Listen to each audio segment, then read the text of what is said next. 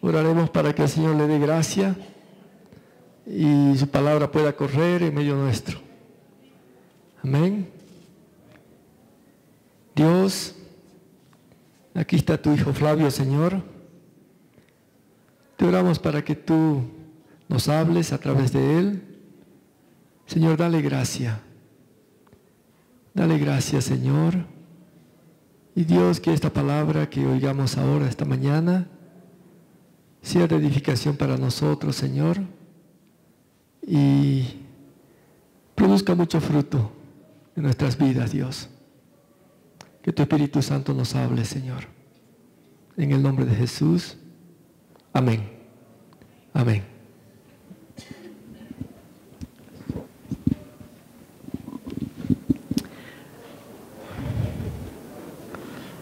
Amén. Señor les bendiga, hermanos. Un gusto verles nuevamente. ¿Cuántos estamos disfrutando este tiempo aquí juntos? Bendiciendo al Señor, oyendo su palabra, su hermosa palabra. Y en esta mañana quisiera compartir, como no fuese de otra forma, del libro de Hebreos, que es el libro que se está compartiendo. Y quisiera, sí, que vayamos directamente, sin más, al libro de Hebreos en el capítulo 9. Vamos a estar viendo algunos versículos de este capítulo.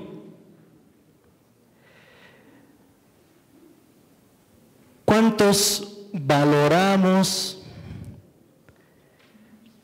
la salvación que el Señor nos ha dado? Amén.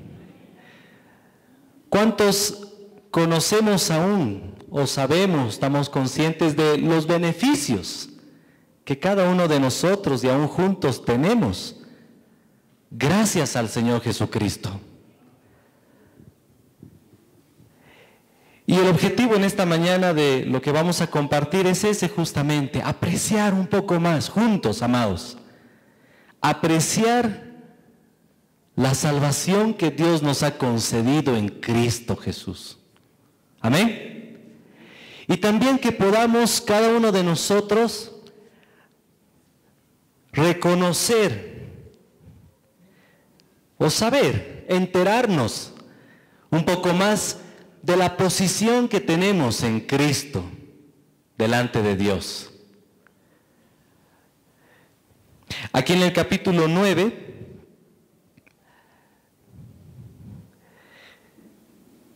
nos han estado compartiendo capítulos anteriores y empieza diciendo el escritor, dice, ahora bien, o sea, después de haber considerado, entendido lo anterior, que nos habla del Señor Jesucristo, ¿no? Como nuestro sumo sacerdote, como Él, el Señor Jesús, superior a los ángeles, superior a Moisés, el Señor Jesucristo como un mediador de un nuevo pacto, un pacto perfecto.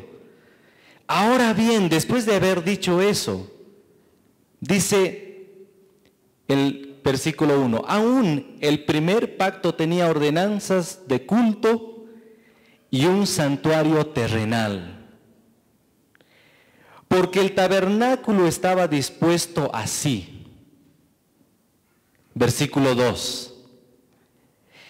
En la primera parte, llamada el lugar santo, estaban el candelabro, la mesa y los panes de la proposición. Versículo 3.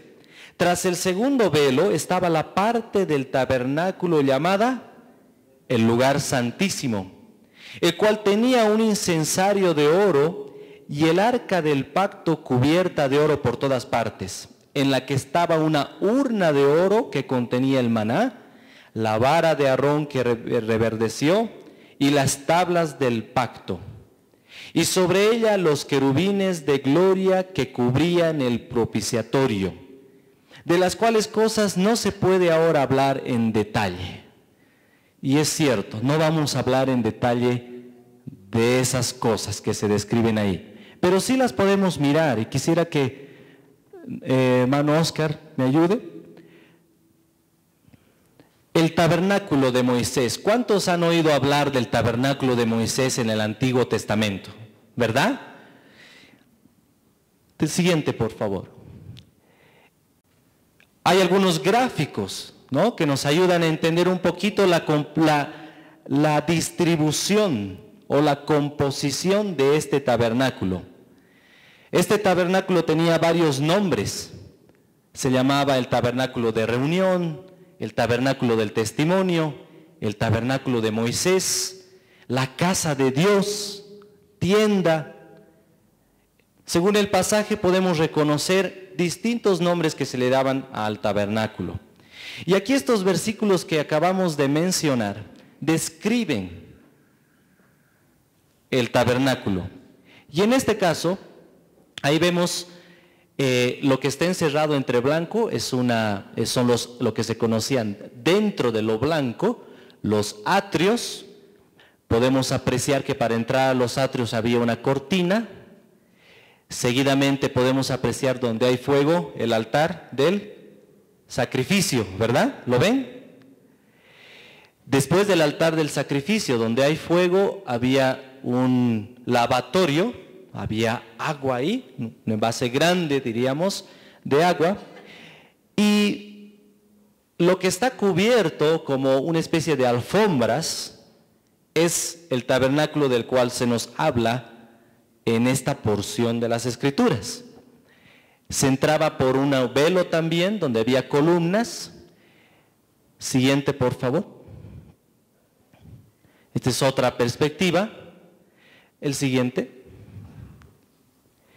Y al entrar en la primera parte, como acabamos de leer, en la primera parte de este tabernáculo, estaba lo que se llamaba el lugar santo. La primera parte. A la izquierda podemos ver el candelabro de oro, ¿lo ven? A la derecha, la mesa de los panes de la proposición. Y allá al fondo, antes de la cortina de allá, del velo de allá que tiene 4 columnas, estaba el altar del incienso. Siguiente, por favor. Y adentro, pasando esa segunda cortina, el segundo velo le hablan, estaba el arca del pacto, ¿verdad? Y dentro del arca dice que habían las tablas de la ley, estaba la vara de Aarón que reverdeció, estaba una vasija de barro con maná del desierto que el Señor les había enviado a recoger y a preservarlo, y el altar estaba cubierto por lo que se llama el propiciatorio, ¿no?, que era un bloque de oro que estaba encima con los 2 querubines encima del arca y sus rostros mirando hacia el propiciatorio, que es donde está Islén, Shekinah. Ahí en medio de los querubines y sobre el propiciatorio se regaba la sangre, que vamos a hablar un poquito más adelante de ello, pero desde ahí se manifestaba la presencia, la gloria del Señor. ¿Está bien? Entonces, dejamos a un lado el gráfico y volveremos a nuestro pasaje principal. Entonces, esa es la disposición, su descripción. Fíjense que el versículo 2, dice el tabernáculo del capítulo 9, el tabernáculo estaba dispuesto así. En la primera parte, el lugar santo, ya hemos descrito, candelabro, mesa y los panes de la proposición. Saltaremos al versículo 6. El servicio que se hacía en este tabernáculo, dice, así dispuestas estas cosas, en la primera parte del tabernáculo entran ¿quiénes? Los sacerdotes continuamente. Una palabra que nos llama la atención es entran. Y otra palabra es continuamente. Al lugar santo, los sacerdotes de la tribu de Leví entraban continuamente. ¿Con qué propósito entraban? Dice, para cumplir, ¿qué dice el versículo 6? Los oficios del culto. El Señor les había mandado muchas ordenanzas, muchos mandamientos para que hicieran un culto ahí, un servicio a Dios mismo. Ahora, versículo 3. Tras el segundo velo, pasando el lugar santo, estaba la parte del tabernáculo llamada el lugar santísimo. ¿Qué se hacía ahí? Versículo 7. ¿Qué servicio u oficio? En la segunda parte, ¿quién entraba? Solo el sumo sacerdote. ¿Cuántas veces? Una vez al año. ¿Con qué entraba? No sin sangre, o sea, entraba con sangre, la cual ofrece por sí mismo y por los pecados de ignorancia del pueblo. Entonces fíjense, qué interesante. En el lugar santo, la primera parte que hemos visto, continuamente entraban los sacerdotes para hacer oficios sobre el candelabro, sobre la mesa de los panes de la proposición y aún sobre el altar del incienso. Pero en la segunda parte, detrás del segundo velo, donde estaba el arca, ¿se acuerdan? El arca del pacto. ¿Quién entraba? Solo el sumo sacerdote y una vez al año, con sangre, la cual había ofrecido en el altar del sacrificio, afuera en los atrios, ¿se acuerdan? Había ofrecido esa sangre por sus propios pecados y por los pecados de todo. Y recién, bueno, él entraba una vez al año a la presencia de Dios. El versículo 7 nos dice la razón. ¿Por qué solo una vez al año a ese lugar, a la presencia de Dios? El 8, perdón. ¿Lo tienen? Dando el Espíritu Santo a entender con esto que aún no se había manifestado el camino al lugar santísimo, entre tanto que la primera parte del tabernáculo estuviese en pie. En otras palabras, ¿por qué solo una vez al año? ¿Por qué solo el sumo sacerdote? ¿Por qué solo con sangre? Y en este caso, habiendo ofrecido esa sangre por sus propios pecados y los de todo el pueblo, y podía ingresar recién ahí a la presencia de Dios. El camino, fíjense, el camino de entrada o de acceso a la presencia de Dios aún no había sido revelado. No estaba para el hombre, no estaba permitido entrar a la presencia de Dios. Fíjense. Al hablar, dice el versículo 8, entre tanto que la primera parte del tabernáculo estuviese en pie. Si vemos nuevamente, Oscar, por favor. Un poquito antes. Ahí, por favor. Está refiriéndose a esta parte donde está el velo. ¿Lo ven? Esta es la primera parte, la segunda es allá, y dice que no se podía acceder a la presencia misma de Dios, salvo una vez al año, como hemos visto, bajo esas condiciones, sin que antes esta primera parte no estuviese en pie, dice. Así lo describe. Entonces el acceso a Dios estaba prohibido. Pongamos un momento atención en el velo. El velo que separaba en la primera parte el lugar santo del lugar santísimo, la misma presencia de Dios. Ese velo era bastante grueso, algunos dicen que tenía 10 centímetros de grosor. Y aún la altura era como para que un hombre de estatura normal no pueda alcanzar, digamos, ¿no? Estaba bastante alto y hasta abajo, ¿verdad? Y ese velo impedía y aún no dejaba ver lo que estaba detrás en el lugar santísimo. ¿Está bien? Ahora, ¿qué dice este pasaje? A partir del versículo 11 hace un cambio. Luego de describir un poco el tabernáculo, el versículo 11 dice, pero,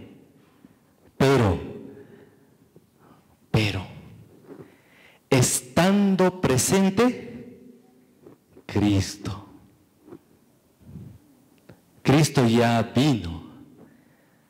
Los del Antiguo Testamento expectaban, tenían la expectación, esperaban al Mesías. Ahora el escritor está diciendo, ya Cristo, ese Mesías esperado, ¿qué es lo que ha hecho? Ya ha venido, ya está presente, ya está presente. Ahora, ¿qué es lo que ha ocurrido con la venida del Señor Jesucristo? ¿Qué es lo que pasó? ¿Ha habido un cambio? ¿O se sigue en lo mismo? Dice. Y vamos a ver, y empieza a describir, mejor dicho, los cambios que han sucedido con la venida del Hijo de Dios, de nuestro Salvador. Amén. ¿Qué cambios? Por ejemplo, el versículo 11 empieza a decir, Él es sumo sacerdote de los bienes venideros. A modo de contraste, fíjense que el tabernáculo, del cual hemos hablado, en el versículo 1, fíjense, dice, ahora bien, el primer pacto tenía ordenanzas de culto y un santuario. ¿Cómo era ese santuario, esa tienda, ese tabernáculo? Terrenal, material, visible. ¿Está bien? Porque lo veían, ¿sí o no?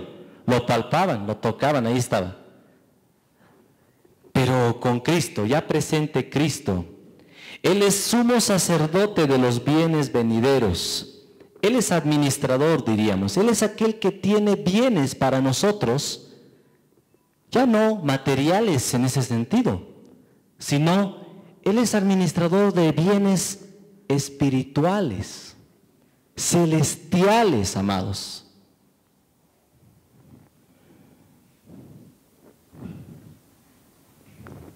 Sigue describiendo y dice, por el más amplio y más perfecto tabernáculo, no hecho de manos, es decir, no de esta creación. Hay una diferencia, ¿verdad? El tabernáculo que Dios le había mandado hacer a Moisés y a todo el pueblo fue hecho con manos de hombres. Hombres, era terrenal, era natural. Pero del tabernáculo, cuando con la venida de Cristo se nos habla de un tabernáculo más amplio y mucho más, ¿qué palabra utiliza? Perfecto. Perfecto, no de esta creación. No es hecho por manos humanas. No hay inclusive imaginación de hombre de por medio. A un esfuerzo humano que haya hecho ese tabernáculo más amplio y más perfecto. ¿Se entiende? No hay. No es de esta creación. El versículo 24 en el mismo capítulo 9 nos ayuda a entender un poquito más de lo que está hablando. Dice, porque no entró Cristo en el santuario hecho de mano, figura del verdadero. Figura del verdadero. Sino, ¿dónde entró Cristo? En el lugar santísimo, ¿verdad? Pero ya no en esta segunda parte del tabernáculo, sino donde dice, en el cielo mismo. O sea, esto que está aquí, que podemos verlo en imagen, era figura, sombra. Era sombra. Pero la sustancia de quién o de qué está hablando. Cuando, por ejemplo, uno camina y está el sol, uno camina, ¿verdad? Y detrás de uno o al lado de uno le sigue alguien, ¿verdad? ¿Quién es? Su sombra. Pero ¿de quién es la realidad? ¿De la sombra o de la persona que está caminando? El tabernáculo era esa figura, esa sombra, pero la realidad de esa sombra, ¿quién la trae? ¿Quién es esa realidad? El tabernáculo así descrito era tipo, símbolo, figura. Pero ya estando presente Cristo, dice que su tabernáculo es mucho más amplio y perfecto. No es hecho de manos, no es de esta creación. Y Él entró al lugar santísimo. ¿Y cuál es ese lugar santísimo? Lo describe como el cielo mismo. Él entró. Antes el sumo sacerdote entraba una vez al año con sangre. Ahora el Señor Jesucristo, estando presente Él entró no a un lugar natural, sino al cielo mismo. Ahora algo hermoso que destaca también este versículo 24, dice que el Señor entró en el santuario no hecho de mano, figura del verdadero, sino en el cielo mismo para... ¿Con qué propósito entró? Para presentarse ahora por nosotros ante Dios. Qué hermoso, ¿verdad? Él nos está presentando, nos presenta, amados, a cada uno de nosotros delante del Padre. Fíjense si no eso es gloria de Dios. Generalmente uno tiene conversación con alguien que conoce, ¿verdad?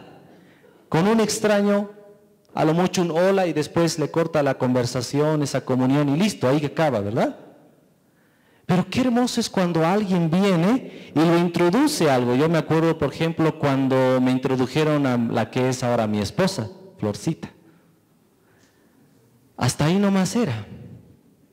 Pero ya con el tiempo fui relacionándome con ella, ¿verdad? Entrando en comunión y ya somos ahora familiares y continuamos siendo mucho más familiares aún. No es una extraña para mí, yo no soy un extraño para ella. No hay, digamos, una indiferencia fría, digamos, entre ella y yo, porque ahora hay confianza, ¿verdad? Y el Señor nos está presentando, nos está introduciendo, nos ha introducido a Dios su Padre. ¿Cómo ha podido ser esto? ¿Cómo ha podido ser esto? ¿Cómo Jesucristo, estando presente, puede o ha podido hacer aquello? Dice el versículo 26. Podemos seguir leyendo, si me permiten, el versículo 25, por favor. Y no para ofrecerse muchas veces, como entre el sumo sacerdote en el lugar santísimo cada año con sangre ajena. De otra manera le hubiera sido necesario padecer muchas veces desde el principio del mundo.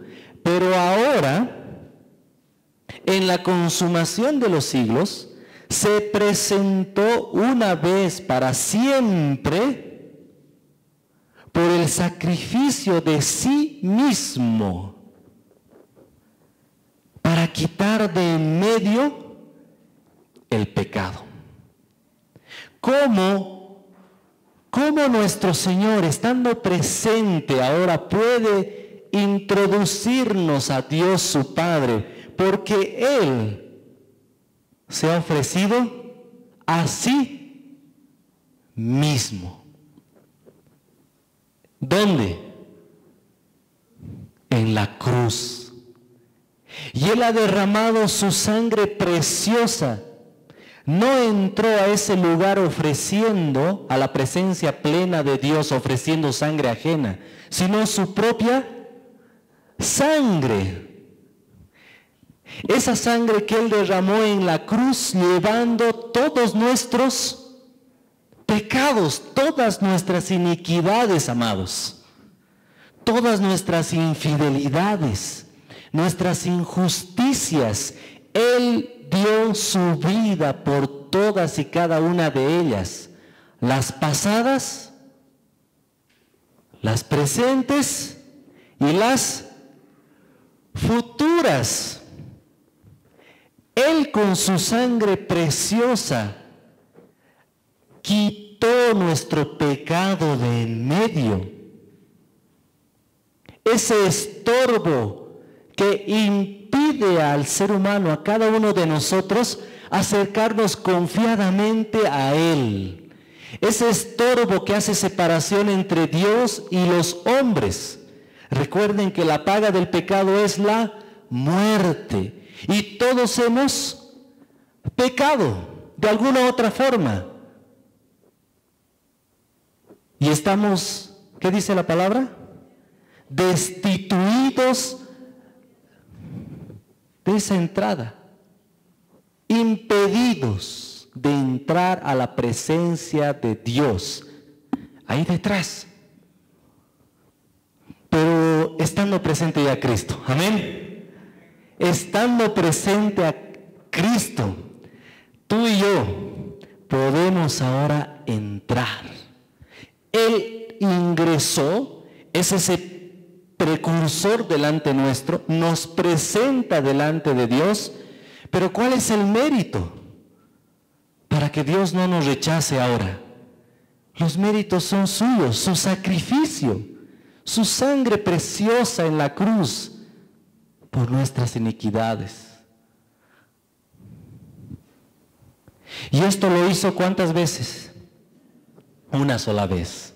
Un sacrificio perfecto, perfecto, agradable a Dios.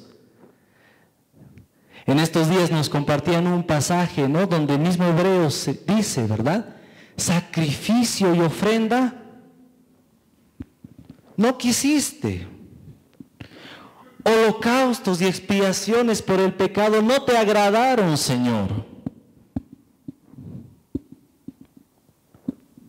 Está hablando el Hijo a Dios, por lo cual dice, me preparaste cuerpo, la venida del Señor. Y Él vino a hacer, he aquí vengo Dios a hacer tu voluntad. Él vivió una vida perfecta, justa, santa, agradable en todo sentido, en pensamiento, en palabra, en hechos, aún hasta en omisiones, aquello de lo cual el Señor se abstuvo. Eso agradó a Dios y Él llevó nuestro pecado. Él es el único que quita el pecado.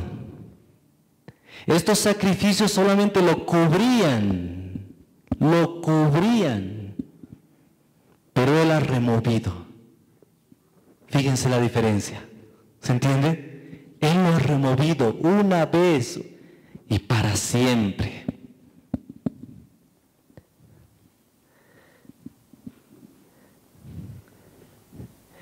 Algo interesante, ¿se acuerdan lo que sucedió cuando el Señor Jesucristo en la cruz exclamó al Padre y dijo, consumado es? ¿Qué sucedió en ese instante? ¿Se acuerdan? ¿Qué pasó con esa cortina? El velo, dice, ¿no? El velo se rasgó de arriba a abajo. Sabiendo ya, como les he mencionado, de qué grosor era el velo, aún la altura. ¿Pudo haber hecho eso un hombre? Agarrar, digamos, como algunos fortachones agarran un libro grueso, agenda, qué sé yo, la de las líneas telefónicas, ¿verdad? Y agarran y a duras penas lo parten, ¿verdad? Lo rasgan en dos. Este velo era grueso, este velo era alto. Y cuando el Señor Jesucristo dijo, consumado es, ese velo fue rasgado. ¿Quién lo rasgó? Dios mismo. Amén. Dios rasgó ese velo. Dios rasgó ese velo. Dando a entender con esto, ¿qué ahora? Que hay libre acceso a Dios. ¿Qué les parece? Aleluya. Hay libre acceso a Dios por causa de nuestro Señor Jesucristo. Fíjense en el capítulo 9, el versículo 13 y versículo 12, por favor. Hablando del Señor Jesucristo, dice que Él, no por sangre de machos cabríos, dice, ni de becerros, sino por su propia sangre, entró una vez para siempre en el lugar santísimo, en el cielo mismo, habiendo obtenido, ¿qué dice? Eterna redención. Eterna redención con su único sacrificio. Esta palabra redención significa liberación total. Nosotros, yo soy abogado y estudiamos derecho romano. Y los romanos, en la época en la cual vivió nuestro Señor Jesucristo, la redención es una figura jurídica para ellos. Y significa, una de las figuras o de las aplicaciones era que los esclavos en Roma eran cosas, no eran personas, eran cosas que hablaban, res parlans. Y un esclavo, el dueño de ese esclavo, podía hacer lo que quiera con esa cosa. Imagínense ustedes, lo que quería, porque era una cosa. Y las cosas se vendían en el mercado. Y muchas veces cuando el dueño se cansaba de esa cosa, lo llevaba al mercado y lo ponía a la venta.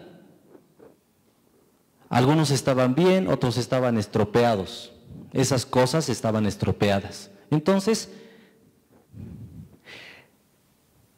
y había personas ahí que acudían a comprar esclavos y obviamente, de entre el puñado de gente que asistía, pocas eran las personas benevolentes que compraban ese esclavo, especialmente un esclavo maltrecho, inútil, una cosa que no servía para nada, y con la misma le devolvían, como ya dueño, lo había comprado, le devolvían su libertad.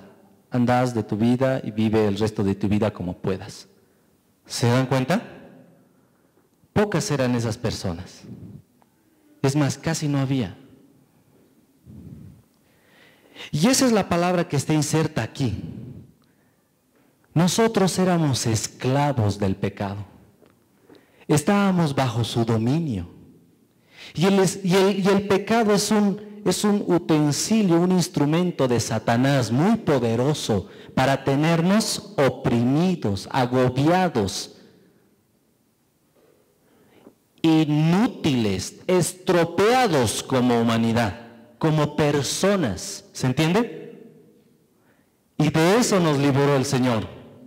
Con su muerte nos libró de la esclavitud del pecado, de la opresión de Satanás, de la opresión de las tinieblas.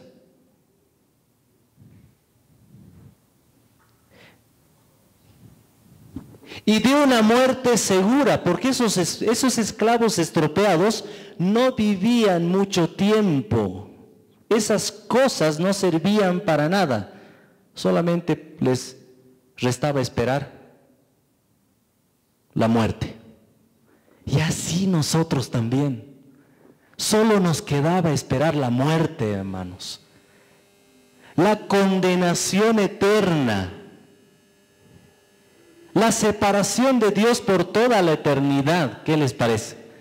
Pero Dios, que es rico en misericordia, dice, ¿verdad? Por su gran amor con que nos amó, envió a su Hijo Jesucristo. Ya estando presente Cristo, su muerte, Él resucitó, Él fue ascendido hasta el cielo mismo, y ahí nos presenta ante Dios su Padre. Aleluya. Y ha obtenido para nosotros un rescate que dura toda la eternidad. Ya no hay vuelta atrás, una sola vez y para siempre. ¿No es eso para alegrarse? ¿No es eso para gozarse? ¿No es eso para estar agradecidos al Señor por toda la eternidad, aquí y en el futuro? Amén. Obtuvo eterna redención. Ahora, si podemos, y quisiera, no si podemos, que nos identifiquemos, ya entrando a la última parte, con lo siguiente. Fíjense los beneficios de la redención eterna que el Señor Jesús ha conseguido para nosotros. El acceso a su presencia. El sacrificio del Señor en la cruz, tengo un pensamiento aquí. Su resurrección y ascensión en gloria a los cielos tiene propósito para nosotros, ¿no creen? Tiene. Hay un plan de Dios para nosotros también ahora que Cristo está presente. Y ese propósito es para ahora, actual, en este mundo todavía, mientras Dios permita que estemos en este mundo. Y también para el futuro, para la eternidad. Pero quisiera que nos enfoquemos en el presente, en la actualidad. ¿Está bien?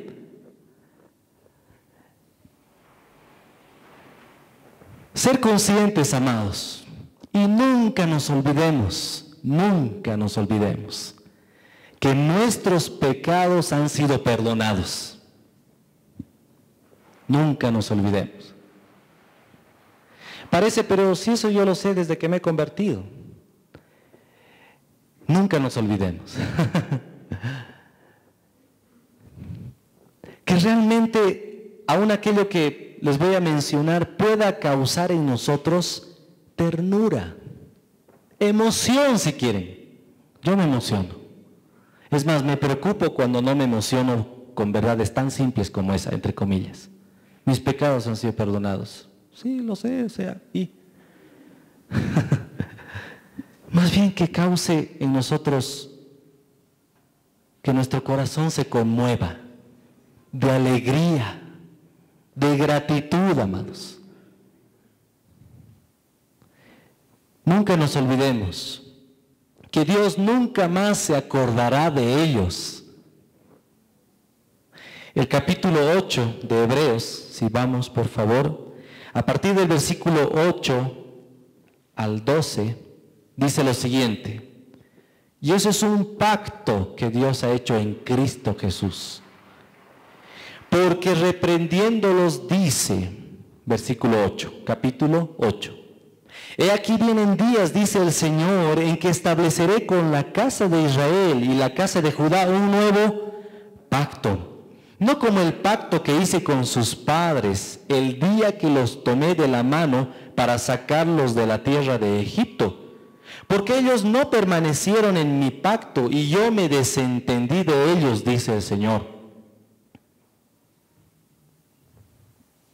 Por lo cual, este es el pacto que haré con la casa de Israel. Después de aquellos días, dice el Señor, pondré mis leyes en la mente de ellos y sobre su corazón las escribiré y seré a ellos por Dios y ellos me serán a mí.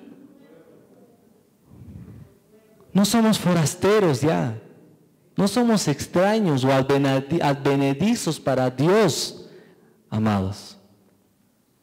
Él nos conoce, nos está conociendo, nosotros también le hemos conocido y proseguiremos en conocerle. No somos un extraño, un extranjero para Él. Dice el versículo 11, y ninguno enseñará a su prójimo, ni ninguno a su hermano diciendo, conoce al Señor, porque todos me conocerán, desde el menor hasta el mayor de ellos, porque seré propicio a sus injusticias y nunca más me acordaré de sus pecados y de sus... Y nunca más, amados. Gracias a Dios. Gracias a Dios, que fuera de mí si Dios se acordara de mis iniquidades, hermanos. No sé ustedes. Que fuera de mí. Pero qué hermoso que el Señor ha ingresado, entró al cielo mismo y puede decir, Padre, aquí está Flavio. ¿Qué le contestará Dios? No puede entrar aquí. Ese solo se merece la condenación. Es más, para él está preparada la última y la prisión de más al fondo en el infierno. Y puede que el Señor Jesús le diga, Padre, pero yo he dado mi vida por Él. He derramado mi sangre por Él. He llevado sus iniquidades, sus muchos pecados, sus ofensas a ti, Dios. Yo las llevé en mí mismo. Y Él cree, Padre, cree en mí y en lo que yo he hecho por Él. Recíbele en mí, no por sus propios méritos. Yo lo he hecho, Padre, por Él. Él aún intercede, hemos visto, ¿verdad? ¿Qué creen que Dios le dice? Dice que Dios nos ha hecho aceptos, nos ha aceptado en su Hijo amado. Aceptado. Pero no por sí mismo, sino por causa de su Hijo. Amén. Aceptados, amados. Dios nunca más se acuerda de nuestros pecados. Si volvemos al capítulo 9, en los versículos 27 y 28, Dios nos ofrece en Cristo salvación y no juicio de condenación. Dice, y de la manera que está establecido para los hombres, que mueran una sola vez, y después de esto, así también Cristo fue ofrecido una sola vez para llevar los pecados de muchos, y aparecerá por segunda vez sin relación con el pecado para salvar a los que le esperan. Decíamos, el pecado trajo juicio, pero su redención y una redención eterna trae salvación, amados. Solo el Señor nos libra de esa condenación en el día del juicio y de la, como dice la palabra de Dios, de la manifestación o revelación de la ira de Dios. Él nos ha rescatado del pecado y de su dominio sobre nosotros. Él ha quitado y nos ha dado redención eterna. Y esa salvación va a ser completada si es que el Señor no nos lleva antes, cuando Él venga y Él va aún nuestros cuerpos mortales van a ser transformados, ¿verdad?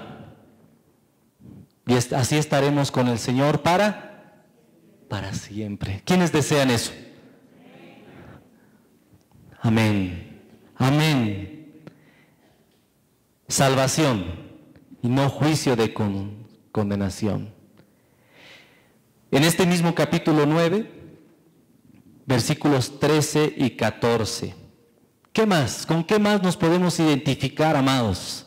Ahora que está presente Cristo. Dice, porque si la sangre de los toros y de los machos cabríos y las cenizas de la becerra rociadas a los inmundos santifican para la purificación de la carne, ¿cuánto más la sangre de Cristo, el cual mediante el Espíritu eterno se ofreció a sí mismo sin mancha a Dios, limpiará vuestras conciencias de obras muertas para que sirváis al Dios vivo? ¿Cuánto más? La sangre de Jesucristo limpia, dice, versículo 14, nuestras conciencias de obras muertas. Fíjense que la tendencia nuestra, la tendencia del ser humano, es hacer algo para agradar a Dios.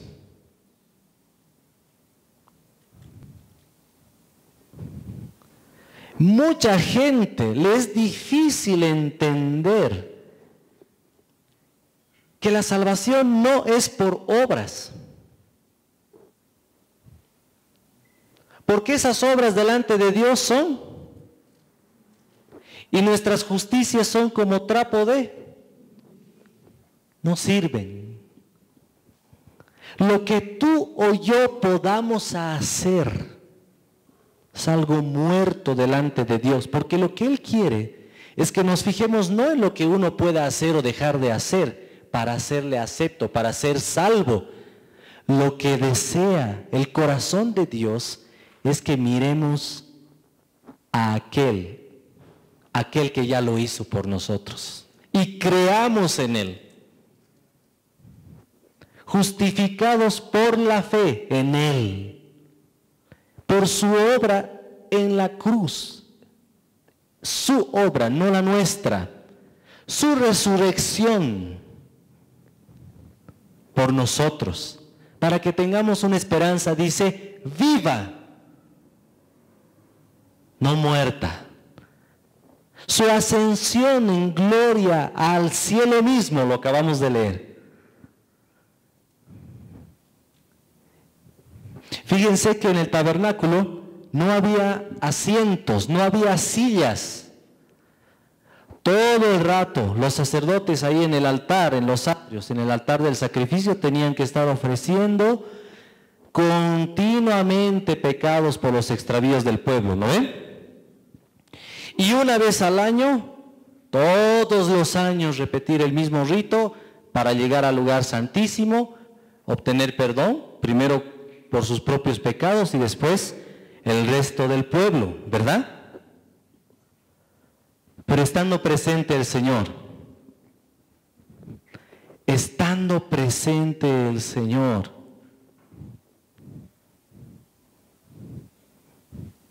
hay un cambio. ¿Se han dado cuenta? Hay un cambio. Su solo sacrificio. Y Él entró al cielo mismo y después de presentarse ante Dios y aún presentarnos en Él, dice que el Señor le dijo, siéntate a mi diestra. Siéntate. Siéntate. No, ya no es más. Ya no hay que hacer más. Siéntate a mi diestra hasta que tus enemigos sean puestos por estrado de tus pies. Él está sentado Él ha descansado ya de las obras, porque Él lo hizo todo. Aleluya. Gracias, Señor. Gracias, Señor. Quisiera terminar con 2 ideas más. Si podemos ir, Oscar, por favor, a la última diapositiva, esa. Fíjense que el tabernáculo estaba en medio del pueblo de Israel. Estos blanquitos, dibujos blanquitos que se ven son las tribus. Eran 12 tribus, ¿verdad? ¿Se acuerdan? 12 tribus. Y las tribus, 3 estaban acomodadas hacia allá, 3 a este lado, 3 a este otro lado y 3 a este lado. Esa disposición vino de Dios. No se le ocurrió a Moisés, ni a Aarón, ni a los sacerdotes o a algún otro padre de familia allá de las tribus. Fue Dios quien le dio esa disposición.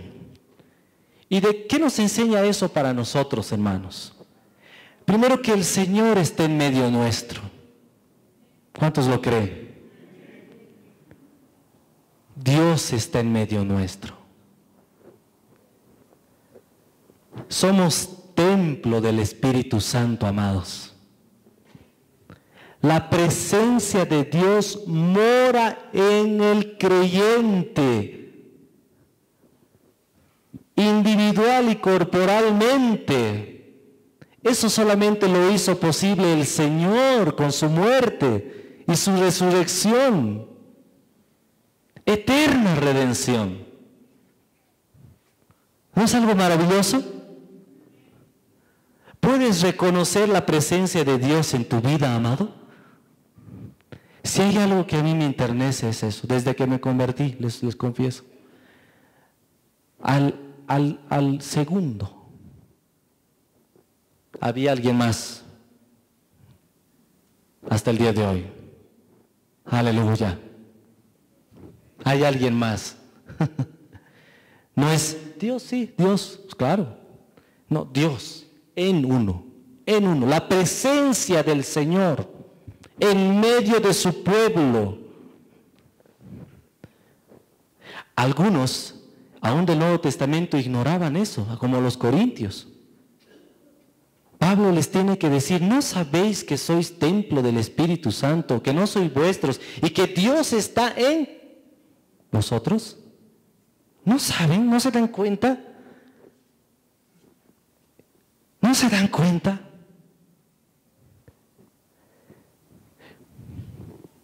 Cuando nos reunimos, por ejemplo, gracias a Dios por aquellos hermanos que nos lo recuerdan, ¿verdad? Dice: donde 2 o 3 estén reunidos en mi nombre, ahí estoy. Gracias a Dios por aquellos hermanos que nos lo recuerdan. Pero ¿qué tal si no habría de esos hermanos o hermanas? ¿Cuánto nos tendrían que hablar para convencernos de que Dios está en medio nuestro?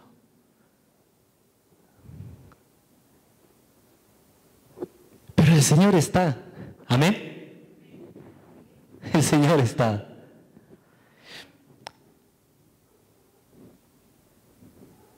Fíjense que este orden también, algo más.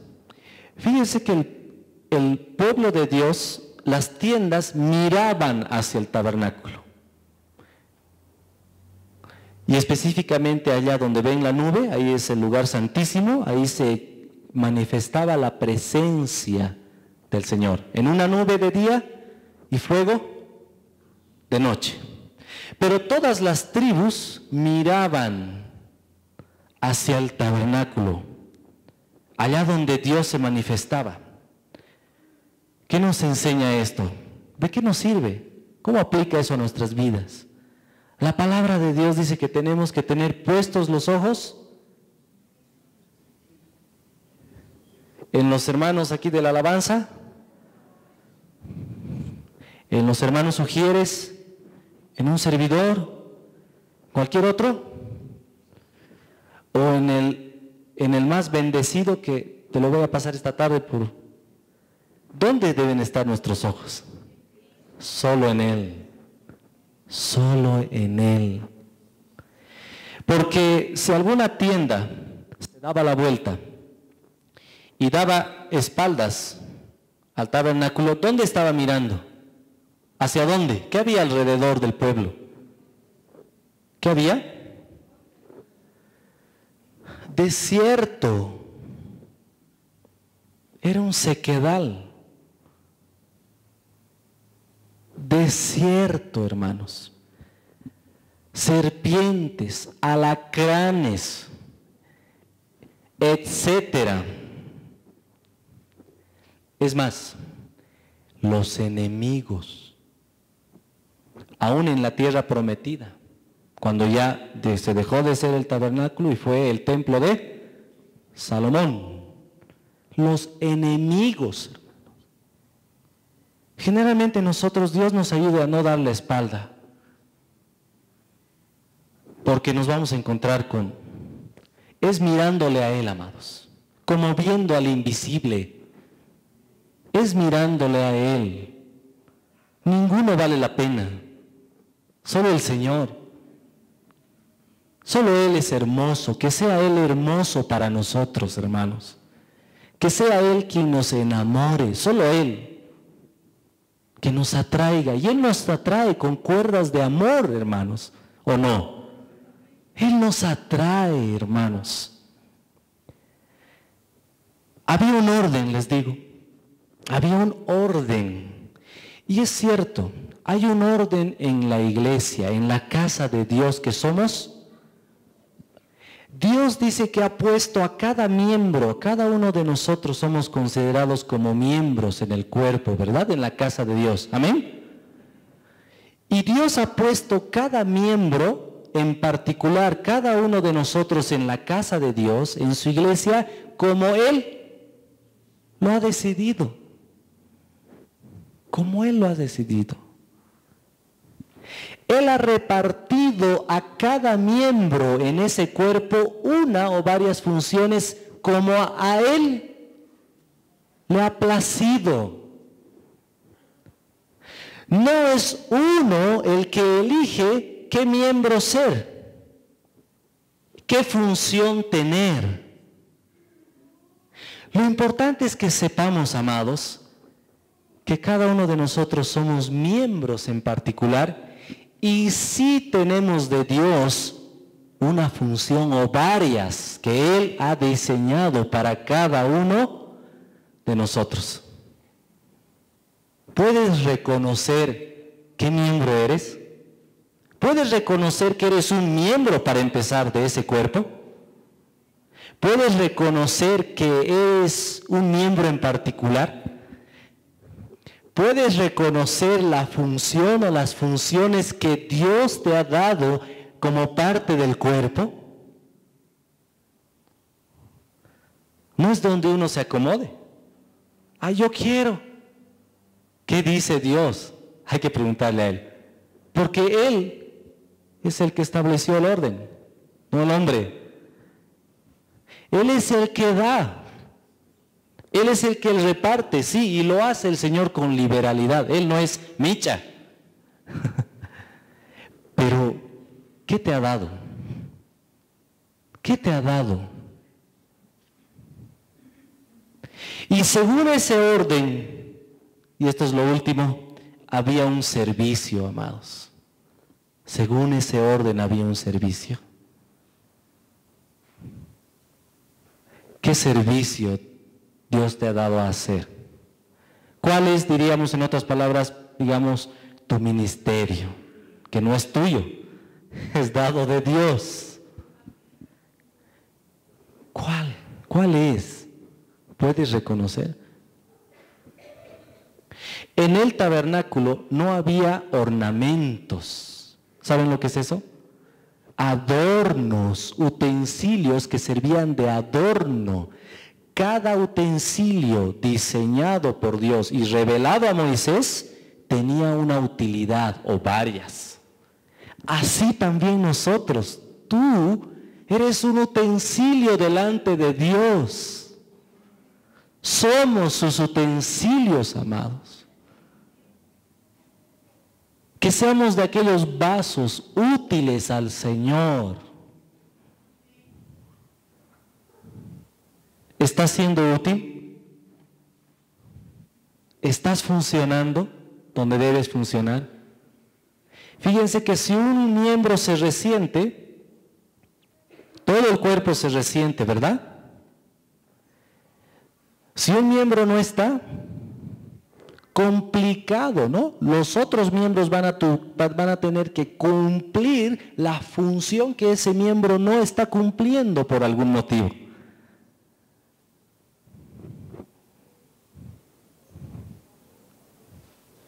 Pero hay una función, hay un servicio, amados. Hay una actividad que Dios quiere que hagas, que hagamos. Aún la alabanza y la adoración, esa es universal, les cuento. Esa es una actividad universal. No depende del miembro, es todo el cuerpo. ¿Eres parte de ese cuerpo? Tu servicio es alabarle, es adorarle. Actividades, amados. Amén. El Señor lo ha hecho. El Señor lo ha hecho. Nos pondremos en pie, por favor.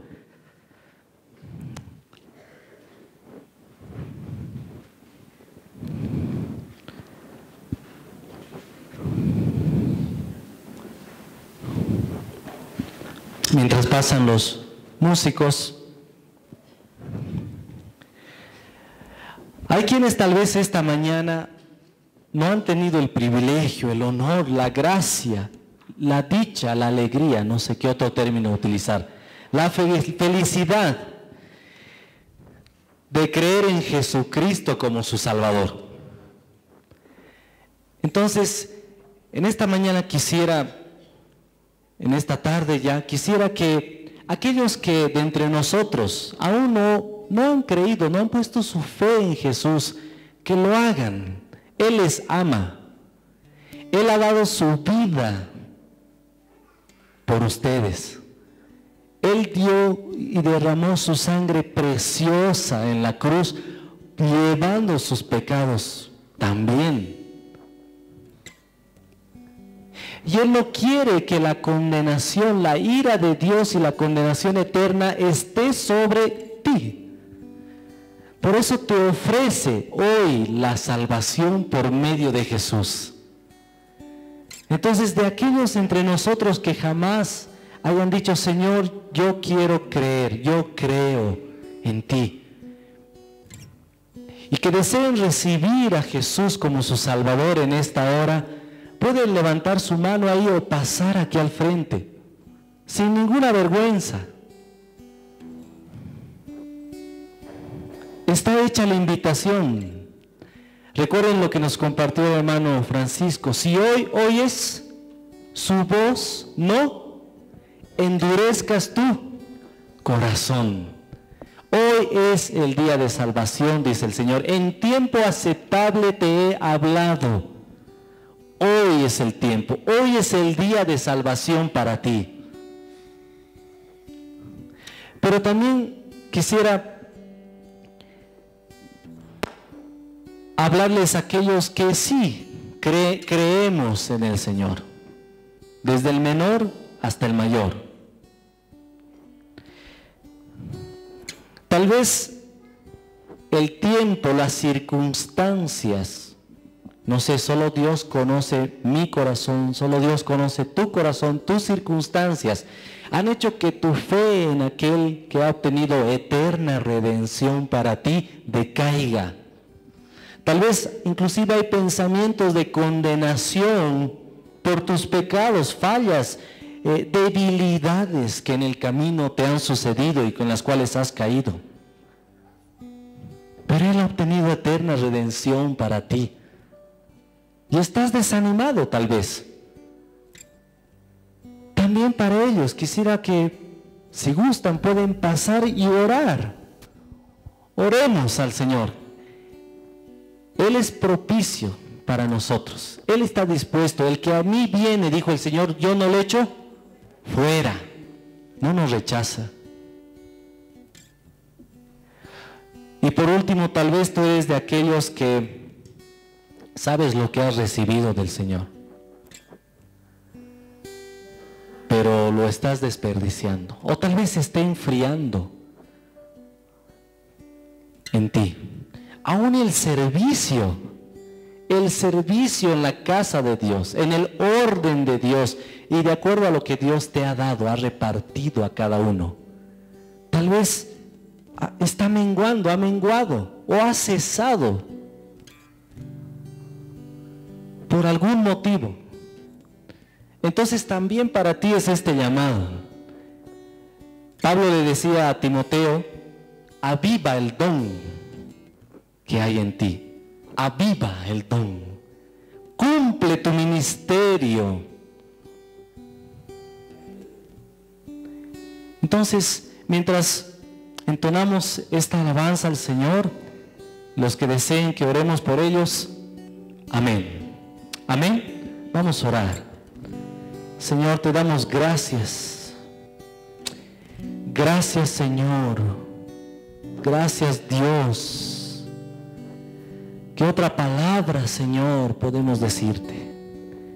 Gracias. Gracias, Dios, por haber pensado en nosotros con misericordia. Gracias por habernos mirado con amor. Gracias, Señor Jesús, por haber estado dispuesto a dar tu vida por nosotros, a sacrificarte sin nosotros merecerlo. Gracias, Señor. Gracias por haber abierto esa entrada confiadamente, esa entrada amplia, Señor, a la presencia de Dios y por toda la eternidad. Señor, te agradecemos, Dios, te agradecemos, Señor Jesús. Tú entraste por cada uno de nosotros y ahora podemos acercarnos confiadamente a ese trono, ya no de juicio, de condenación, sino a ese trono de la gracia, Señor. Gracias, Padre. Gracias, Dios. Te bendecimos. Te alabamos, Señor. Nuestros ojos te miran a ti, Señor. Te alabamos. Te bendecimos, Señor. Precioso eres, Señor. Gracias. Gracias, Santo Señor. Gracias, bendito Redentor. Amoroso Salvador. Gracias. En el nombre precioso de Jesús te decimos, Señor. Amén, Señor. Gracias, Padre. Gracias.